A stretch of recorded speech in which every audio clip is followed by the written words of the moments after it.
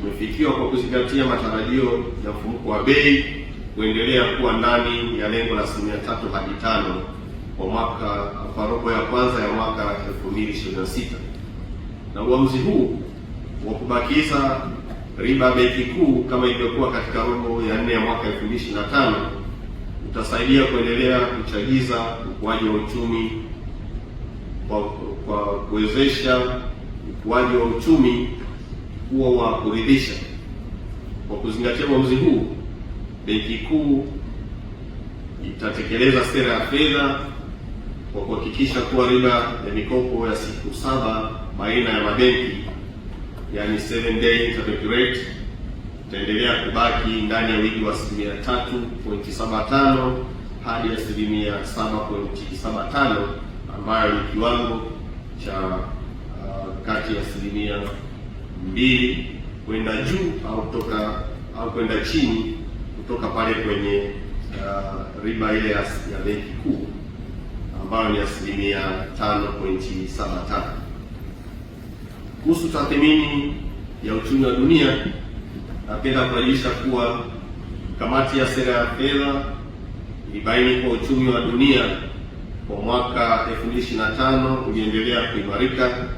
kwa kasi ya kuridhisha licha ya athari zinazotokana na ongezeko la ushuru wa bidhaa za forodha iliyoko duniani,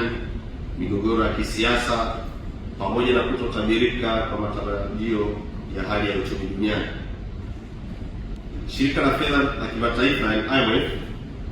limetoa makadirio ya ukuaji wa uchumi wa dunia utakaofikia 3.2 kwa mwaka 2025 ikilinganishwa na 3.3 kwa mwaka 2024, na unatarajiwa kuendelea kukua kwa kasi hiyo hiyo kwa mwaka 2026. Mfumuko wa bei umeendelea kupungua na kufikia takriban kuwa chini au karibu ya lengo la benki kuu nyingi duniani,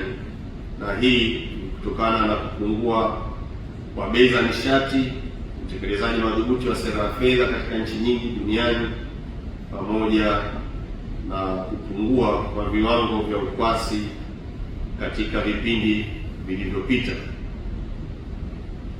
Na kwa kuzingatia mwenendo huu, kamati ya sera ya fedha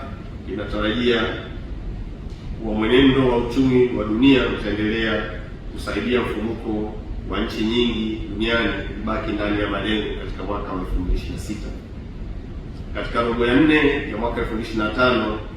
bei ya mafuta ghafi ilipungua na kufikia kati ya dola 62 mpaka 65 kwa pipa moja, na inatarajiwa kubaki katika viwango hivyo hivyo kwa robo ya kwanza ya mwaka 2026, na hii ni kutokana na ongezeko la uzalishaji sambamba na kupungua kwa uhitaji wa mafuta duniani. Hali hii inatarajiwa kuendelea kupunguza mfumuko wa bei na mahitaji ya fedha za kigeni hapa nchini, na hivyo kuimarisha utulivu wa thamani ya shilingi yetu, ikizingatia kwamba bidhaa za petroli huchukua takriban 17% ya gharama za bidhaa zote zinazoagizwa kutoka nje ya nchi. Vile vile bei ya dhahabu imeendelea kuongezeka na kufikia kiwango cha juu kabisa cha dola za Marekani 4421.65 kwa wakia moja, na inatarajiwa kuendelea kuongezeka katika mwaka 2026. Mwenendo wa bei ya dhahabu unatarajiwa kuongeza pato la fedha za kigeni hapa nchini na kuendelea kuimarisha thamani ya shilingi yetu ya Tanzania. Kuhusu tathmini ya uchumi wa ndani, kamati ya sera ya fedha ilibaini kuwa uchumi wa Tanzania bara uliendelea kukua kwa kasi ya kuridhisha na kufikia takriban 5.9 kwa mwaka ulioishia mwaka 2025, na hii ikilinganishwa na makadirio ya ukuaji wa 6% yaliyokuwa yametarajiwa mwanzoni. Ukuaji huu mzuri ulichangiwa zaidi na shughuli za kilimo, madini na ujenzi. Kwa upande wa Zanzibar, ukuaji wa uchumi wa mwaka 2026 umekadiriwa kufikia 6.8, ukichangiwa zaidi na shughuli za ujenzi, utalii na uzalishaji viwandani. Kwa ujumla,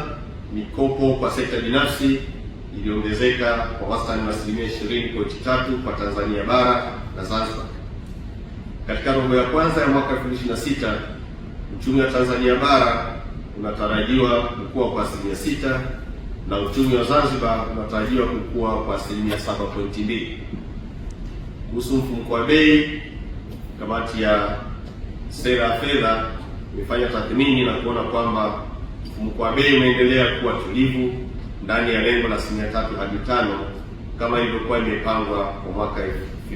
kwa robo ya 4 ya mwaka 2025. Na katika robo hiyo ya 4 ya mwaka 2025, mfumuko wa bei kwa Tanzania bara ulikuwa wastani wa asilimia 3.5 na kwa upande wa Zanzibar ulikuwa asilimia 3.4.